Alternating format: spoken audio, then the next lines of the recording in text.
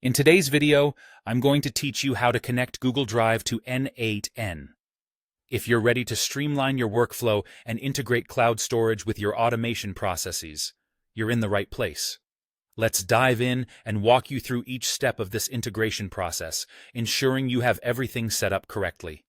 To get started, you'll want to begin by adding a trigger node in N8N. This could be a webhook, which is great for initiating workflows from external systems. Alternatively, a schedule trigger is useful if you want your automation to run at specific intervals or times. If you're just testing things out or doing a demo, you might find the manual trigger handy because it allows you to launch workflows with a simple click.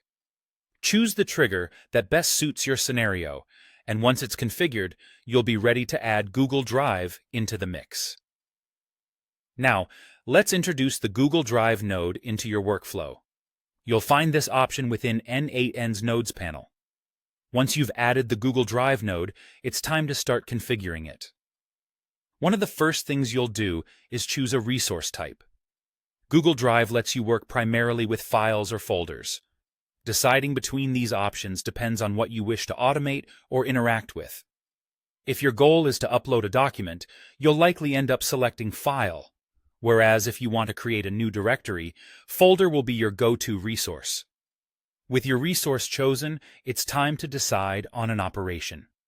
Google Drive offers several operations tailored to different tasks.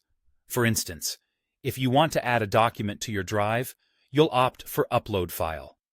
Should you need to organize your files, Create Folder can come in handy.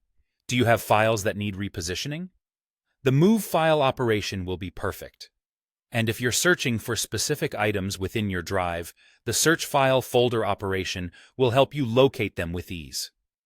Once your operation is selected, you'll need to map the necessary parameters. This could include specifying file paths or inputting metadata relevant to your resource. Getting the parameters right is essential because it defines the behavior of your integration. When you've mapped everything out, it's crucial to give your setup a test run. This helps verify that the integration is working as expected before it goes live. Any adjustments can be fine-tuned here to ensure smooth operation. Lastly, consider chaining your Google Drive node with other actions to enhance your workflow. You might want to send a newly uploaded file via email or perhaps process it with AI tools for further analysis. Saving metadata to databases could offer more structured storage and retrieval options. These additional steps build a comprehensive and interconnected automation workflow. And there you have it. By following these steps, you'll have successfully connected Google Drive to N8N. With each operation and configuration, your workflows become smarter and more efficient.